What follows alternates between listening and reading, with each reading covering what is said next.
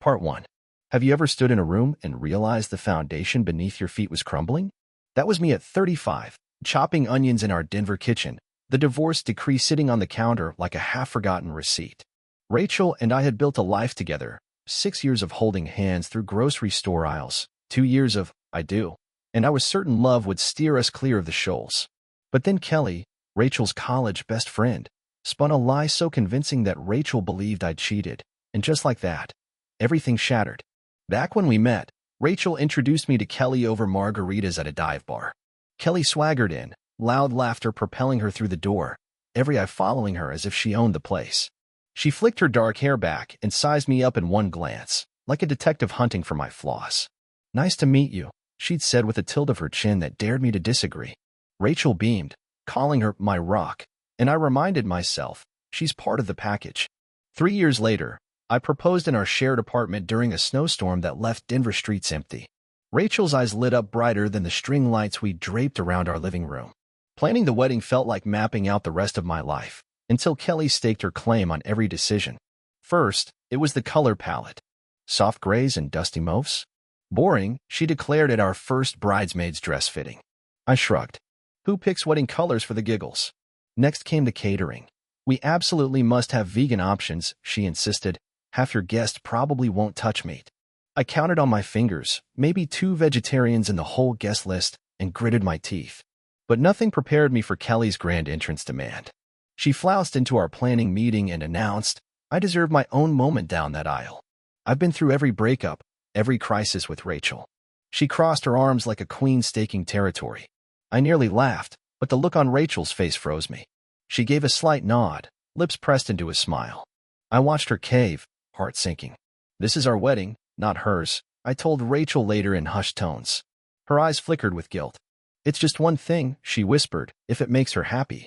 And so Kelly glided down that aisle, hair bouncing, heels clicking like applause, while I forced a grin for the photographer's lens and wondered whose day it really was. I told myself marriage would bring relief, that Kelly's influence would wane once we were officially hitched. But the morning after, our just married glow was eclipsed by a text from Kelly. Can I join your brunch plans this Sunday? It felt like she was living inside my phone. Every suggestion, movie pics, weekend getaways, even what paint we'd buy for the nursery we didn't have yet, somehow looped through her. I'd catch myself mid-sentence, realizing I was repeating, Kelly thinks, as if my own thoughts had been hijacked. One evening, after a particularly tense day at work, I gently broached the subject. Rachel and I sat on our worn couch, half a bottle of red wine between us. I love how close you two are, I started, keeping my voice soft. But I feel like Kelly's taking over our marriage. Can we set some boundaries? Rachel's grip tightened on her glass. You don't get it, she shot back. Kelly's been my rock, my family. You weren't there for those college years. She turned away, and I felt something inside me snap. I'd stayed quiet too long. By letting Kelly bulldoze her way through our life, I'd ceded my own marriage to her whims. And that silence came crashing down one Friday evening. I was making tacos, half-heartedly chopping cilantro, when the doorbell cut through the kitchen's hum. Rachel opened the door, and there she was, mascara smeared, shoulder hunched under a duffel bag, wails rattling her bones. He left me, Kelly sobbed, collapsing into Rachel's arms like a castaway. I dropped my knife, abandoning dinner on the counter. Rachel's eyes met mine, full of pity for Kelly, none left for me. Kelly spilled onto our couch, recounting how Jake, her perfect boyfriend, ghosted her over text. Rachel fussed over blankets and hot cocoa, every gesture drenched in empathy. I leaned against the doorframe, feeling like an intruder in my own home. When Rachel looked up and asked, "Do you have somewhere else to stay tonight?" Kelly's eyes darted to me. "I can't go back to my parents," she whispered. And just like that, she moved in. No rent, no guilt. Over the next months, our apartment turned into Kelly's emotional refuge. She rearranged my bookshelves in Rachel's reading nook, commandeered our TV for her reality shows, and held us hostage to her mood swings. Rachel would apologize to me, voice quivering. "I'm so sorry. She's in crisis. I can't just turn her away." And I'd nod, because arguing felt futile, like shouting into a hurricane. Our marriage unraveled one compromised weekend at a time. Rachel's eyes lost their spark. I felt like a guest in my own home. I spent nights replaying memories. Our first kiss under that flickering neon sign, our lazy Sunday pancakes. I had tried to protect us, tried to speak up softly, rationally, but Kelly's claws were already embedded too deep. By the time I signed those divorce papers, I wasn't sure where I ended and Kelly began. So now I stand here, reflecting on a marriage that could have been a quiet, comforting melody, but turned into a cacophony of other people's demands. After the dust settled and Kelly moved on to her next drama, I realized the hardest boundary I ever needed was the one I should have set with my own words. This is my marriage. You don't get a starring role. But by then, it was too late. Part 2. They'll just say, "I told you so," Rachel had said, voice tight. All my other friends are busy. I didn't know where else to turn. I watched the worry shadow her eyes, but when Kelly collapsed onto our couch, tears and all, Rachel asked me without missing a beat, "Can Kelly stay for a few days, just until she gets back on her feet?" What could I say? No, your best friend can't crash here while she's a wreck? So I plastered on a smile and nodded, of course. At first, I tried to give her space. Breakups suck. I get it. I let Rachel play nurse, keeping Kelly company while I steered clear. But by week's end, a few days had morphed into who knows how long. The guest room, once spotless, looked like a cyclone had hit. Dirty laundry overflowing, coffee mugs strewn across the nightstand, takeout boxes stacking like modern art. I keep waiting for a teenager's tantrum to fade, but Kelly's 34 and apparently zero self-awareness. She camped out in the living room, reality shows blasting at full volume, snacks scattered at her feet. Twice I came home to find her in her pajamas, face buried in a family-sized chip bag, completely oblivious. "Hey," she muttered around a mouthful, as though I'd materialized from thin air. Our kitchen became a war zone. Kelly treated our pots and pans like props on a cooking competition, then left every casserole dish crusted and crusty. I'd wake to a sink stuffed with dirty plates and pots, bits of half-eaten scrambled eggs glopping on the counter. One Sunday morning, I found our backyard workshop in shambles, my power drill and saw tools scattered, rags and neon-painted wooden scraps everywhere. Kelly sat cross-legged on the patio, brush in hand. "What's all this?" I asked, annoyance coiling in my chest. She shrugged, flicking paint onto the deck. "Therapy project?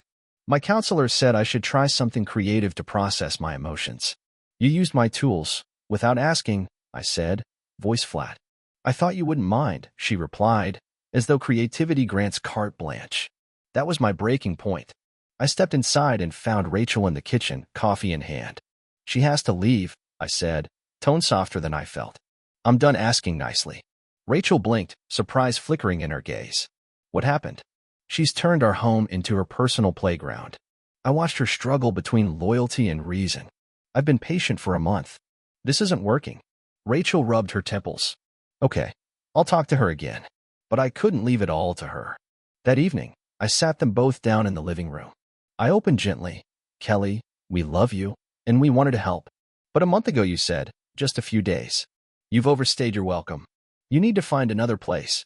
Kelly's eyes narrowed, lips trembling. "You're kicking me out when I'm at my lowest," she hissed. "You have no idea what I'm going through." "No," I said firmly. "I know you're hurting, but we need our home back." Rachel stood by me, voice calm but resolute. "We'll help you look. But you can't stay here." A week later, Kelly slunk away with her duffel bag, muttering about how controlling I'd become and how Rachel deserved better. As the door clicked shut, the apartment exhaled a sigh of relief. For the first time in weeks, the air felt ours again. But Kelly's real damage came later that Saturday afternoon. Rachel sneaked off to her weekend brunch with Kelly, something I no longer bothered to comment on. I stayed home, tackling errands, groceries, laundry, a bit of yard work. I felt hopeful that a calm evening lay ahead. By the time Rachel walked in, I was in the kitchen, unloading bags. I greeted her with a smile, but she paused midway, arms stiff, eyes distant.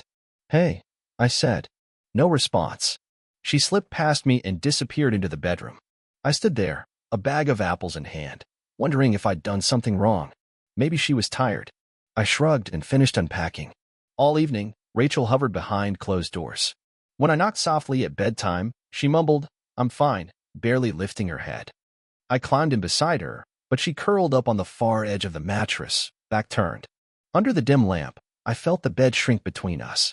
The next morning, I couldn't ignore it any longer. Over half-empty coffee cups, I asked, "Rachel, seriously, what's going on?" She hesitated, voice low. "I need to ask you something. You have to be honest." "Okay," I said, bracing myself. She turned, eyes flickering with something I didn't recognize. Were you with someone else yesterday? I blinked. What? No. Her jaw clenched. You need to know. I heard rumors. I stared at her, heart pounding. In that moment, I realized Kelly's final blow wasn't the mess or the manipulation, it was the seed of doubt she planted in Rachel's mind. And as more silence grew between us, I understood the fight to save our marriage might have already slipped through our fingers. Part 3. Have you ever felt like you were suddenly playing detective in your own life? That's exactly how I felt when Rachel's voice cut through the kitchen haze, sharper than glass. What are you talking about? She asked, eyes narrowing. She repeated it like a mantra. Kelly said she saw me in a parking lot, making out with some woman in my car. My heart skipped. For a second, I almost laughed at the absurdity. Then I saw how deadly serious Rachel looked, and disbelief twisted into something hotter. Rachel, that's impossible, I said, rallying. I wasn't with anyone. I was at the grocery store. But she jabbed a finger at me. She described your car, your brown jacket, and even named the strip mall near Oak in Maine. She swears she saw you. My breath hitched. That's exactly where the grocery store is, I said slowly. That afternoon I was buying milk and bread, alone. No kissing. No drama. Rachel folded her arms and glared back. Then why would Kelly say she saw you there? That question stung more than any accusation. Lying about something so jaw-dropping? Kelly? I opened my mouth, tightened my stance. I don't know, I shot back. Ask her yourself. But Rachel shook her head, eyes wide with hurt. I don't know what to believe, she whispered, voice trembling. Kelly wouldn't lie about something like this. It felt like a punch to the gut, having your partner trust a third party over you. Standing there, I realized Rachel's doubt cut deeper than Kelly's lies ever could. I started pacing the living room, scrubbing my hands together. We've known each other 6 years, I said, voice rising. Do you really think I'd cheat? In a public parking lot of all places? Does that even sound like me? I looked for a flicker of understanding in Rachel's expression, but she just stared at her hands, the memory of our laughter, our quiet nights, lost behind her eyes. I need time, she finally whispered, voice so low I almost missed it. The next days blurred into a haze of silence. Rachel moved to the guest room, saying she needed space. Every time I tried to clear the air, can we talk? Her door stayed shut. I found myself drifting through the house in a fog of anger and confusion, replaying that moment over and over. Why would Kelly weaponize a lie this big? What did she gain? And worse, why had Rachel believed her so quickly? A week later, Rachel returned home with a packed suitcase and a flat expression. She dropped it in the hallway and said, I think it's best if we separate for now. No tears, no pleading, just a text from her lawyer the next morning, a separation agreement. Our marriage, undone by one wild rumor. Everything we'd built, collapsed like a house of cards. Part of me wanted to storm into Kelly's world and demand answers. Another part just felt hollow, like the fight had been taken out of me. Word of our split spread fast. Mutual friends began ducking my calls, offering sympathetic nods laced with pity. Even family asked awkwardly, is it true? As if they were already convinced. It felt like I was under a microscope, my reputation dissolving with every whispered question. And through it all, Rachel stayed silent. No phone calls. No messages. Just a void where her voice used to be. At first, I seethed. Anger burned through my veins. I never felt so betrayed. But over the weeks, that rage cooled into something sharper, resolve. If Rachel couldn't trust me, then why should I beg for her? Maybe I needed to stand up for myself, to cut ties with a marriage that left me feeling disposable. Then, 2 months after she left, the curveball came, a late-night text from a number I didn't know. Hi, this is Marissa. I know Kelly lied about you. Can we talk? My chest tightened. Marissa, an acquaintance from a party Rachel and Kelly dragged me to years ago. At first I ignored it, but her next message hit me like a freight train. Stacy admitted she made it up. I have proof. The next day, I met Marissa at a hushed, corner table in a coffee shop. She slid her phone across the table, eyes flickering with guilt and relief. I read the messages. Kelly's text bragging about fooling Rachel, mocking me for being too boring to notice. He's a controlling jerk, Kelly wrote. Emma's too dumb to see it. I had to help her. My hand shook. Every word dripped with malice. I looked up at Marissa. Why tell me this now? She swallowed. I couldn't stay silent anymore. You need to know the truth. In that moment, a strange calm washed over me. Rachel's doubt, Kelly's lies, the tears and the distance, all of it had been built on a lie. I folded the phone, feeling the anger fizz back to life, tempered by clarity. Maybe there was still a chance to salvage my name, and maybe even my marriage once Rachel saw the truth. Or maybe it was time to finally close that chapter for good. Either way, I was ready for whatever came next. Part 4. Ever feel like someone's pulled the rug out from under you, then kicked you for good measure? That's how I felt as I handed Rachel's old college friend's phone back to Marissa, my jaw aching from clenching it so hard. I just read texts that laid bare how Kelly had weaponized her lie like a scalpel, sawed through my marriage, then sliced up Rachel's self-esteem for kicks. This is twisted, Kelly, whatever, I whispered, voice tight. She's better off without you, and I don't want to hear about her perfect life anymore. Ugh. Marissa looked miserable. I didn't believe it at first, she said, voice cracking. But then Kelly started mocking Rachel for being gullible, saying she deserved to be fooled. She pushed her coffee away and ran a hand through her hair. I couldn't stay silent once I saw how far she'd gone. I caught my breath. Kelly hadn't just lied, she'd bragged about it. Poor Rachel, the text read, she fell for it. LOL. Worse, she'd called me controlling and Rachel too dumb to notice the truth. The arrogance made my blood boil, but under it all, I felt something colder: validation. After months of wondering if I'd mishandled things, here was proof the entire fiasco was Kelly's doing, from start to finish. On the drive home, I drafted a quick email to my lawyer, attached our screenshots of Kelly's texts. Let me know how we use this. Then I stared at my phone, debating whether to wake Rachel from her silence. Part of me didn't care if she ever answered, but another part wanted her to see the full picture, even if it didn't change anything. I texted, "We need to talk. It's serious." Her reply came almost immediately. "What's this about?" I kept it short. Kelly lied. "I have proof. Can we meet?" She answered, "Tomorrow afternoon." "Where?" I suggested the park near her new place. She agreed. When she arrived, Rachel looked smaller than I remembered, her shoulders hunched, hair pulled into a loose ponytail. She approached hesitantly, eyes guarded. I motioned to the bench. "Read this." She unlocked her phone, slid the screenshots into view, and began scrolling. At first, she looked curious, then stunned, then hollow. Her eyes filled with tears by the time she finished. She extended the phone back to me, fingers trembling. "She lied," she whispered. "Every word," I said, voice steady but quiet. She made it up to destroy us, and thought it was hilarious. Rachel stared at her hands. I never thought she'd do that," she murmured. "That's the problem," I said, tone sharper than I intended. "You didn't question it. You believed her without so much as a second thought." Her lips quivered. I thought I was doing the right thing." I exhaled slowly, fighting the urge to soften. "But you never even checked with me. Your trust went straight to Kelly." She flinched under my words, but didn't interrupt. I continued. "Do you know how humiliating it's been?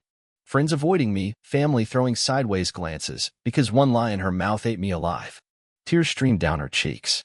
"I'm sorry," she choked. "I didn't know. I swear I never wanted to hurt you." I watched her, chest tightening. Part of me wanted to forgive, to believe her remorse. But I remembered all the nights I lay awake, agonizing over her cold silence. All the times I felt worthless because she'd chosen Kelly's words over mine. "I appreciate your apology," I said finally, voice softer but still firm. "But it's bigger than one mistake. It's about trust, yours and Kelly, and your readiness to abandon me without so much as a question." Rachel looked up, tears still slipping. I'll block her. I'll cut her off. We can go to counseling, whatever it takes." I shook my head slowly. "It's not just about Kelly," I said. "It's about us, and how easily you toss me aside." Her shoulders sagged, body folding in on itself. "I was stupid," she whispered. Can't we fix this?" I searched her face, remembering our laughter, our quiet Sunday mornings. I felt a pull, but it was outweighed by the memory of her doubt. "I wish we could," I said, voice low. "But I don't know if I can ever fully trust you again. Once the bond breaks, it's almost impossible to piece back together." Silence stretched between us, heavy as a stone. Rachel's tears fell in small, silent drops. I wanted to comfort her, to reach out and bridge the chasm that Kelly had carved between us, but I knew some injuries never heal. So I stood up, gently gathered my jacket, and held out a hand. "I'm sorry," I said. Rachel wiped her cheeks and took my hand. We sat there a moment longer, two halves of a whole that had splintered beyond repair. Then I walked away, leaving the park bench and our past behind.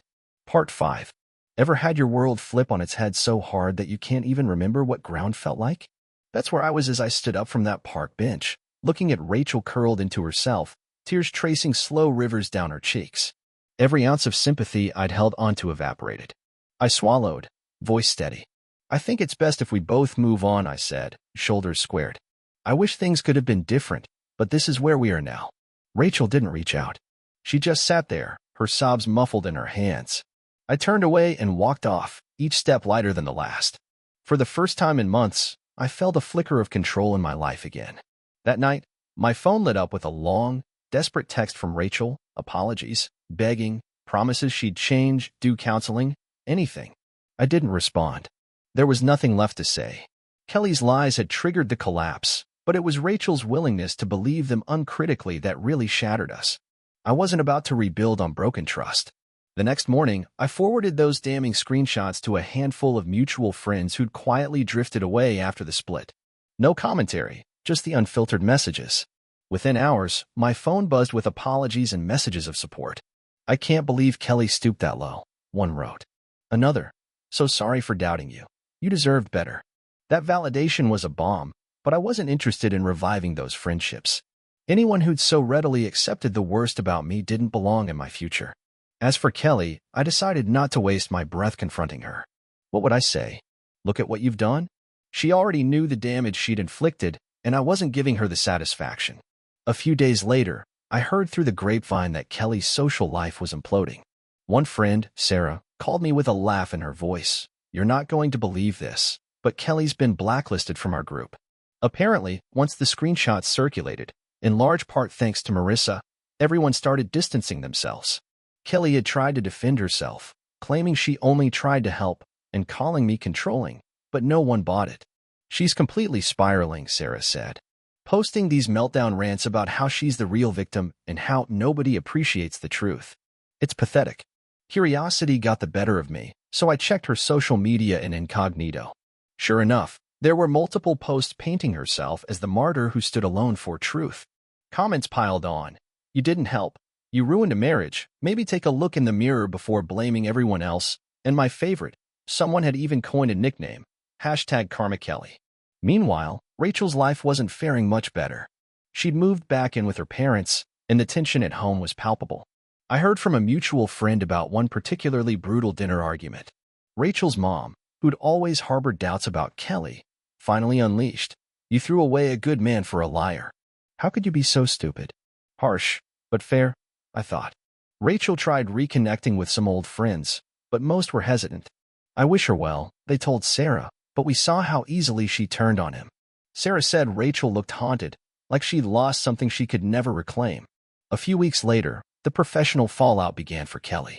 Marissa sent me a quick text. Just so you know, Kelly got fired today. Apparently, after colleagues caught wind of her chaos, her online rants, the toxic drama, no one wanted to work with her. Her boss cited interpersonal issues. Part of me felt a twinge of pity, then I remembered the months of turmoil she'd caused. No sympathy. She'd manipulated and hurt people without remorse. Now she was collecting her own consequences. As for me, life improved in perceptible ways. I reclaimed my weekends, rediscovered interests I'd shelved, bike rides in the foothills, Sunday morning pastries at the local bakery, even a spontaneous trip to the mountains with Marissa, who was now a cherished, honest friend. One afternoon, I ran into Marissa at our coffee spot. She slid into the booth across from me, smirking. Guess what? She said. What's that? I asked, because I was genuinely curious. Rachel reached out to Kelly, trying to patch things up. Can you believe she's doing that? I shook my head, amusement bubbling up. What did Kelly say? She laughed in her face. Told Rachel she was pathetic to even try. Said she's better off without her. That's some next-level entitlement, Marissa snorted. I leaned back, sipping my latte. Figures, I murmured. Kelly never could own her actions. Marissa grinned. Well, they're both getting what they deserve. I smiled, warmth spreading through my chest, not from revenge, but from the sense that I'd escaped unscathed. Karma had a way of catching up to people. It just doesn't always do it on our timeline. But when it landed, it hit hard. Looking back, I wouldn't wish the heartbreak on anyone. But I can't deny I'm grateful for where I landed. Kelly and Rachel's toxic tango was a time bomb, and I happened to be in the blast radius. But once the dust settled, I found myself standing on fresh ground. Today, I'm surrounded by people who believe in me and respect me. My days are filled with genuine connections, not passive-aggressive texts or whispered lies. I'm moving forward, stronger, wiser, and free of that suffocating doubt. And if revenge is living well, then I've already served my sentence. Because at the end of the day, the best satisfaction is knowing I never lost myself, even when everyone else turned against me. The end.